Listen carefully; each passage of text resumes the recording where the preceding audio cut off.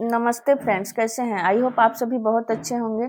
तो फ्रेंड्स, हम लोग केबीएस, एनबीएस और ईएमआरएस में आने वाले डिस्क्रिप्टिव क्वेश्चंस के लिए माइंड मैप के थ्रू आंसर देख रहे हैं। तो पहले हम माइंड मैप के थ्रू उसके बारे में थोड़ा सा देखते हैं और उसके बाद हम उससे संबंधित क्वेश्चन करते हैं। तो आज हम लोग देखेंगे आदिकाल और उसके बाद देखेंगे आदिकाल से किस किस तरह से क्वेश्चंस बन सकते हैं उसको।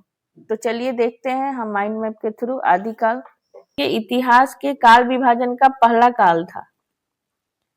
इसे हिंदी साहित्य के इतिहास का प्रथम काल था आदिकाल। इसकी समय सीमा थी 1050 से 1375 ईस्वी। इसे हम लोग वीरगाथा काल भी कहते थे। वीरगाथा काल नाम जो था रामचंद्र शुक्ल ने दिया था और विभिन्न विद्वानों द्वारा अलग अलग नाम दिए गए थे, उसे हम लोग देखते हैं। अब रामचंद्र शुक्ल ने इसे आदिकाल को वीरगाथा काल कहा था। जॉर्ज ग्रियर्सन ने हिंदी साहित्य का प्रारंभिक काल कहा था। हजारी प्रसाद द्विवेदी ने इसे आदिकाल कहा था। यानी रामचंद्र शुक्ल का ही नाम को हजारी प्रसाद द्विवेदी ने वापस रिपीट किया। और भी बहुत सारे जो इतिहासकार थे उन्होंने अलग अलग नाम दिए। ये हम पिछले कक्षा में पढ़ा चुके हैं। यदि आप नहीं देखे होंगे तो जाकर के वहां से देख लीजिएगा। अब है हमारा आदिकाल की प्रवृत्तियां क्या थी, आदिकाल की विशेषताएं क्या थी। तो आदिकाल की विशेषता थी, आदिकाल वीर रस की प्रधानता थी। राजाओं का और युद्धों का वर्णन मिलता है। आश्रयदाता राजाओं की आश्रयदाता द्वारा राजाओं की प्रशंसा की जाती थी। ऐतिहासिक घटनाओं का उल्लेख होता था। भाषा अपभ्रंश से विकसित प्रारंभिक हिंदी थी। भाषा जो थी अपभ्रंश से विकसित होने वाली प्रारंभिक हिंदी थी। और ऐतिहासिक घटनाओं का वर्णन मिलता है। इसमें जो आश्रयदाता होते थे, यानी सभी के राज्य में एक आश्रयदाता कवि होते थे। जैसे कि आप सभी ने बिहारी के बारे में सुना होगा कि राजा जय सिंह के यहाँ रहते थे और उनको जो भी दोहा कहते थे राजा जय सिंह को लेकर के, उस पे उन्हें एक असर भी राजा जय सिंह देते थे। तो वही आश्रयदाताओं को उनके द्वारा राजा की प्रशंसा की जाती थी। अब आदिकाल का प्रमुख काव्य रूप क्या था और इसकी शैलियां क्या थी। इस समय आदिकाल के समय में रासो काव्य की प्रमुखता थी। जैन साहित्य का भी प्रचलन था। सिद्ध साहित्य महत्वपूर्ण था। नाथ साहित्य भी प्रचलित थी। आइए अब देखते हैं प्रमुख रचनाएं और रचनाकार।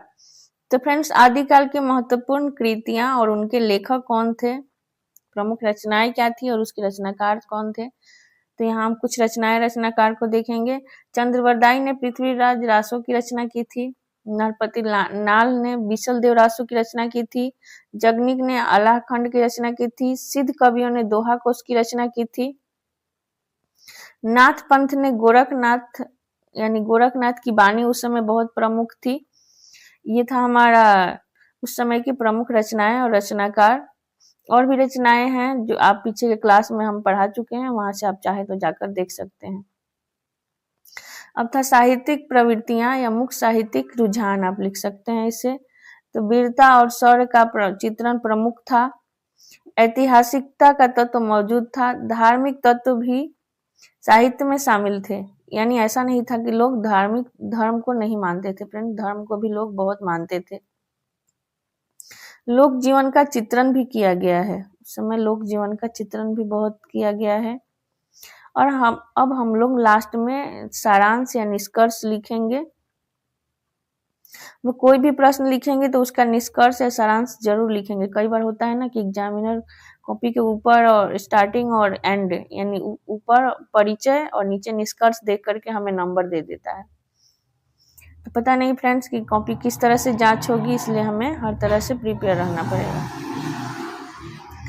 तब अब हमारा निष्कर्ष लिखेंगे कि आदिकाल हिंदी साहित्य का प्रारंभिक चरण है। इसमें वीरता, युद्ध और राजाश्रय की प्रधानता मिलती है। यह अपभ्रंश से विकसित हिंदी का प्रारंभिक रूप प्रस्तुत करता है। इस तरह से हमारा निष्कर्ष लिख देंगे। अब हम लोग देखेंगे कि आदिकाल से आने वाले प्रश्न किस तरह से आ सकते हैं। तो फ्रेंड्स, हमारा प्रश्न आ सकता है, आदिकाल को वीरगाथा काल क्यों कहा गया, यहाँ 3-4 प्रश्न दिखेंगे और उसमें से एक प्रश्न का हल हम करवाएंगे आंसर। बाकी आप लोग खुद लिख करके, आप चाहे तो हमारे डिस्क्रिप्शन में व्हाट्सएप नंबर है, वहां पे भेज सकते हैं, या तो फिर आप खुद से लिखिएगा, फिर आगे हम नेक्स्ट वीडियो में आगे का क्वेश्चन करवाएंगे। यहाँ पे एक क्वेश्चन सिर्फ करवाएंगे। प्रश्न ऐसे भी आ सकता है, पृथ्वी राज रासो की प्रामाणिकता पर चर्चा करें, सिद्ध और नाथ साहित्य की विशेषताएं बताएं, आदिकाल की भाषा शैली का वर्णन करें।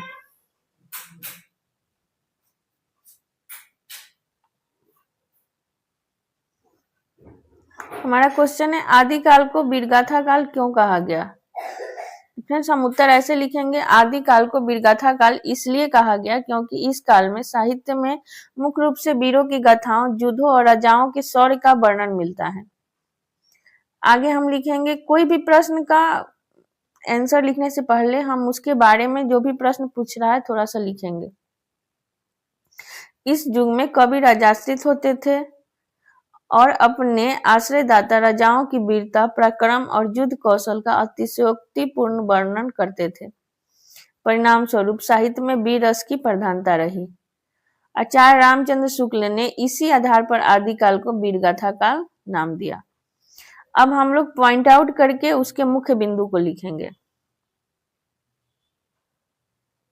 एक काल या सीमा लिखेंगे, 1000 यानी समय क्या रहा इसका, 1050 से 1375 ईस्वी तक का समय आदिकाल का कहलाता है। वीर रस की प्रधानता रही, साहित्य में वीरता, शौर्य और पराक्रम का प्रमुख वर्णन है। युद्ध, रणभूमि और शास्त्र प्रयोग का विस्तृत चित्रण है। राजाश्रय की परंपरा थी, कवि राज दरबार में आश्रित थे, आश्रयदाता राजाओं की प्रशंसा में काव्य रचना करते थे। रासो काव्य की बहुलता, रासो काव्य बहुत अधिक लिखा गया। इन ग्रंथों में वीर गाथाओं का वर्णन है। अब रासो काव्य कौन कौन से लिखे गए उसमें से कुछ प्रमुख हम लिखेंगे, जैसे पृथ्वीराज रासो के रचनाकार चंद्रबरदाई, बिशलदेव रासो का रचनाकार नरपति नाल, अलाखंड के रचनाकार जगनिक। ऐसे ही और भी आपको देखना है तो मैंने 12 रचनाओं को बताया है, उसको पिछले क्लास में आप जाकर के देख सकते हैं।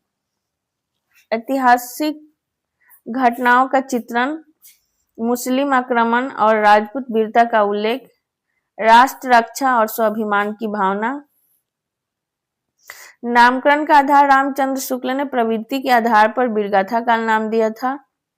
आलोचनात्मक दृष्टि देखेंगे, उसमें लिखेंगे केवल वीर साहित्य ही नहीं, सिद्ध, नाथ और जैन साहित्य भी इस काल में रचा गया था।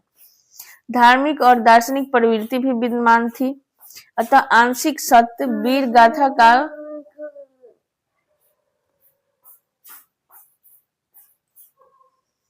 वीरगाथा काल नाम प्रमुख प्रवृत्ति को दर्शाता है, किंतु पूरे साहित्यिक स्वरूप को पूर्णता नहीं। वीरगाथा काल कहने से पूरे साहित्यिक स्वरूप की पूर्णता नहीं दर्शाता, लेकिन हाँ, वीरगाथा काल कहने से उस समय की प्रवृत्ति क्या रही उसको दर्शाता है। हम लोग निष्कर्ष लिखेंगे, वीरता और युद्ध गाथाओं की प्रधानता के कारण आदिकाल को वीरगाथा काल कहा गया, यद्यपि इसका साहित्य बहुआयामी था।